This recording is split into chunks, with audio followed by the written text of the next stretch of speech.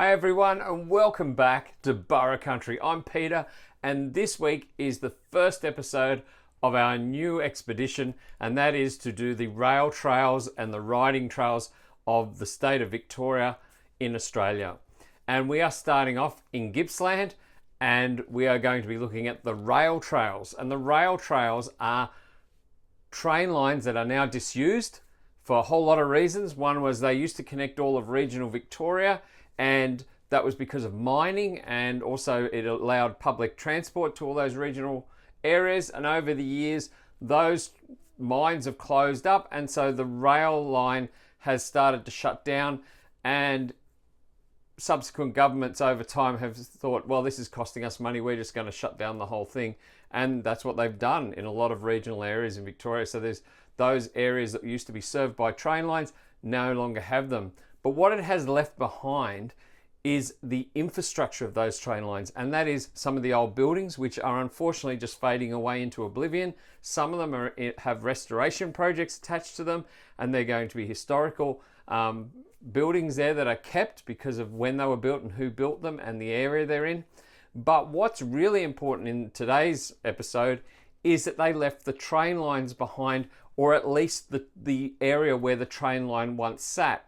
And what's important about that is that some very smart people came along and said, well, you know what? No one's using this space. It's owned by the government. No one's using it. You can't build on it because it's currently owned. It's by the government. So what can we do with it? So what they thought was, let's turn these into trails that people can walk on, they can ride their bikes on, they can ride a horse on if they want to.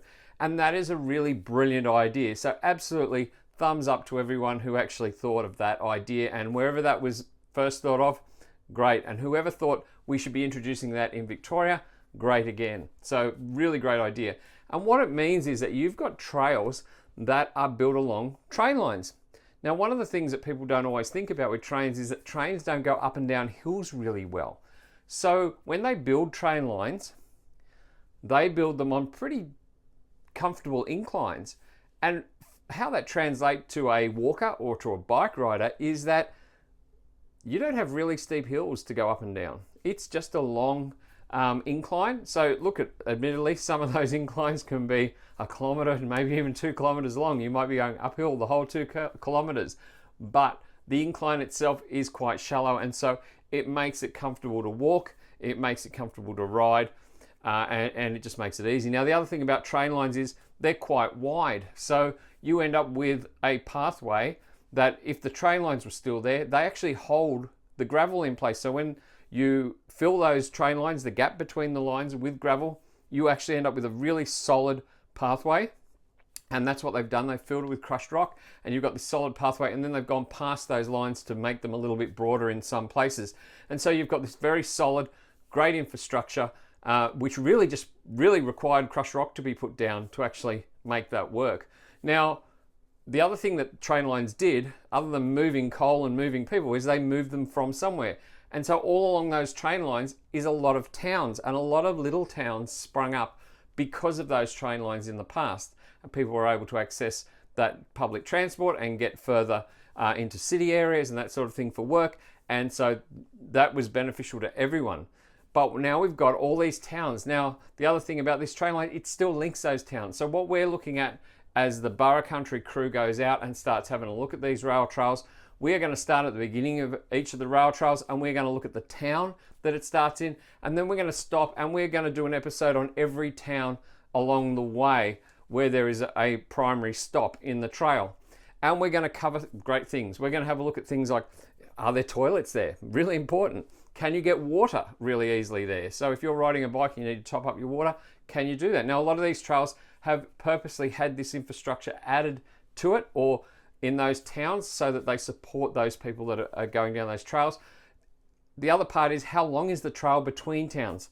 So some might be 2 or 3 kilometers between a town. It might be only 6 kilometers. We have got some sections where it's around about 18 kilometers, and that's a fair hike. So if you were walking that, just remember that if you're going to have to come back to a car, unless you've got someone picking you up, you've got to double every one of those numbers to get back again. So great if you've got a bike. We've just gone out and we've actually purchased ourselves a folding e-bike, and we're going to be actually doing some reviews on that folding e-bike as we go along, and those will also be on our channel. So in Victoria, we're going to start in the Gippsland region. So the 4 trails that we're going to be looking at is the Great Southern Rail Trail, which is 109 kilometres long, the Grand Ridge Rail Trail, which is 13 kilometres long, the Bass Coast Trail, which is 21 kilometres long, and the Tara Rail Trail, which is 13.8 kilometres long. We're going to be starting off with the Great Southern Rail Trail, and we're going to be beginning at the western end of it, which is in a town called Nyora, and we're going to start there and we're going to travel all the way down to the south coast of Victoria along this trail. So, welcome to Burra Country, welcome to our series on country towns and how they are linked by the rail trail, and we hope to see you out there on the trails. So let's get into it. Hi everyone, Peter from Burra Country, and how are you today? I'm actually out at Nyora, which is the town at the western end of the Great Southern Rail Trail, and this is what is left of the train station behind me, and I'll do a little bit of filming around of that. But here we are, this is the very beginning, and if you look behind me there you can see this is the very beginning of the track that stretches 109 kilometres from here down towards Port Albert or Port Welshpool down on the south coast of Australia.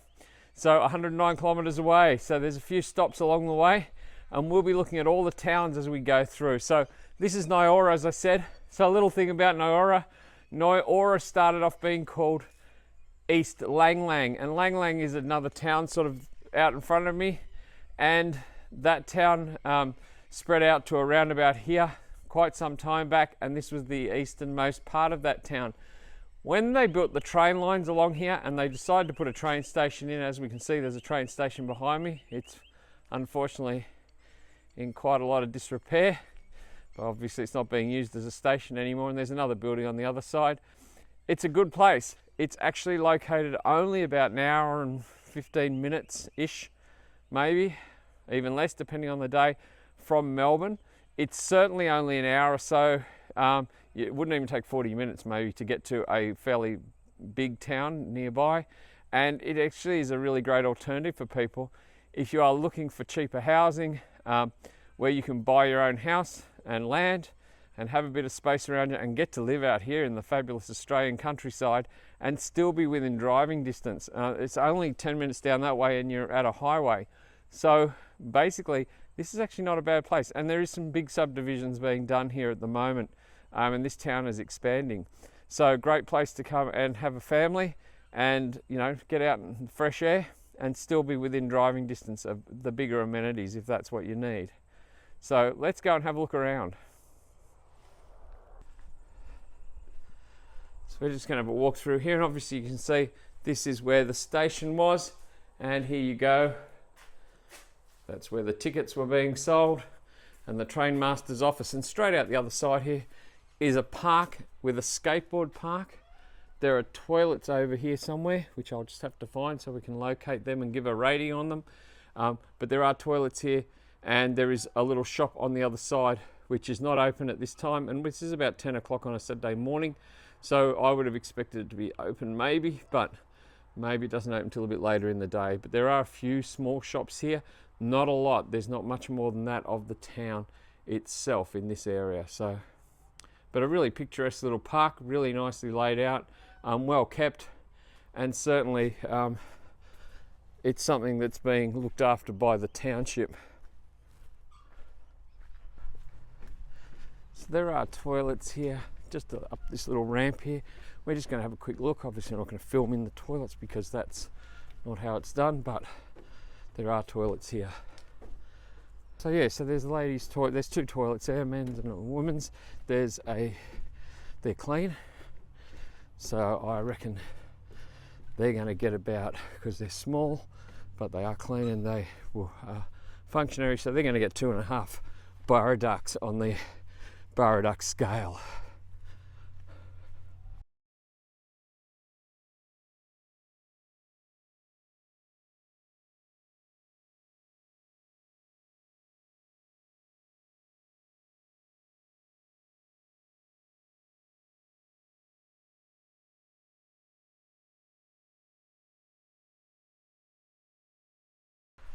here we are with our little bike back out on the train line. So it's looking pretty ominous out there. I'm going to be heading back on the trail. So the next town down the trail, as you can see, it literally starts right here because there's no trail from there westward, but this is the very, very beginning.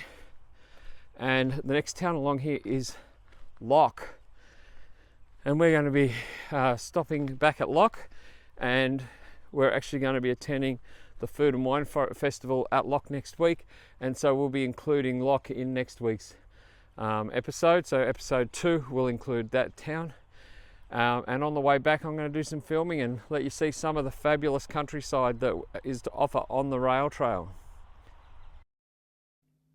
As mentioned earlier, Nyora was originally called East Lang Lang, but the name changed to its current name of Nyora in 1886. And by 1890, the rail line had reached the township. Within 20 years, this would become an interchange station where passengers could change lines for more southerly towns down to Wonthaggi. A local school opened here in 1903. Today, the population is around 1,700 and is still growing. The railway line to Wonthaggi closed in 1978, and the Great Southern Railway closed in 1993, which left the railway that we see today as the Great Southern Rail Trail. If you're in Nyora, there are 3 close by nature reserves with walking tracks. So there's the Adams Creek Conservation Reserve. There's hiking there, there's bird watching and horse riding done there. The Wuchats Reserve, mountain bike riding, hiking, and you may see some horse riding there. Dogs are permitted on a leash at the last time we checked, and always just check the rules at the entry points. Then there's the Henry Littledyke Reserve, which is about halfway between Nyora and the town of Poowong, and this is mostly just walking trails, so not great for bikes or anything like that, so the reports say.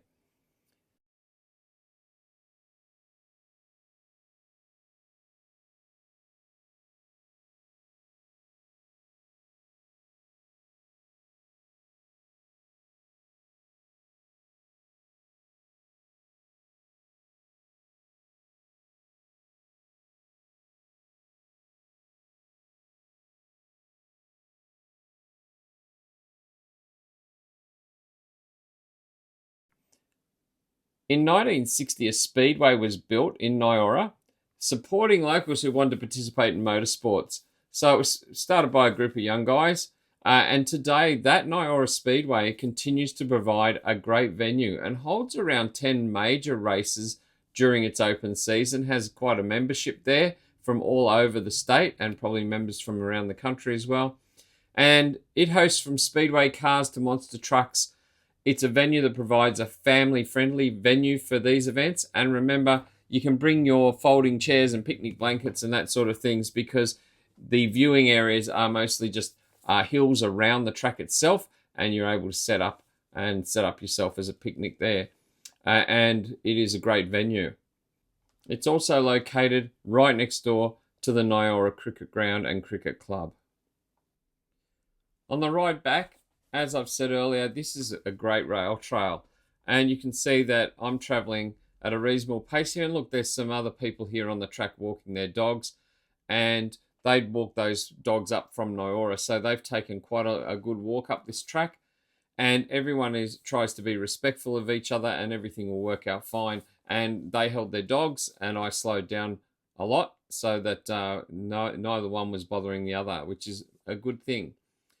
As you can see, the views here are great. If you want to get to the great outdoors and actually get out, get amongst some fresh air and enjoy the outdoors, this is a really great way to do it. And I have to say that from my own first trip on an e-bike out here, I found this really, really enjoyable. I also found it was just a great way to clear your head and get out and enjoy the ride.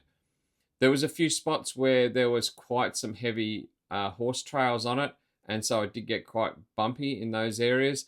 And as my bike is not a mountain bike, it's a touring bike. It's not a touring bike. It's really just a get to places kind of bike. But the bike worked really well, and I really enjoyed it. And although there were a few bumps here and there, that's fine. You just got to keep an eye out, and also just keep an eye out on the trail for anything else there. You just have to remember that it is a multi-user trail, and it's shared by all. And look, it was just a really great morning that morning. The temperature was fabulous, and I really enjoyed it. And although I was by myself, that was actually one of those moments where there's a lot of areas here, as you can see, where there's just no one else there. And it's great. You're just out there in the fresh air, and it was just fabulous. Here we're just approaching into Loch, which is the next town down, and this is the Loch railway station, and we're coming into that right at the end of our ride, and this will be the next town that we're actually going to be looking at, and we'll be looking at in a week or so's time. We will also be including the Loch Wine and Food Festival in that presentation. Please like and subscribe, it really helps. Thank you.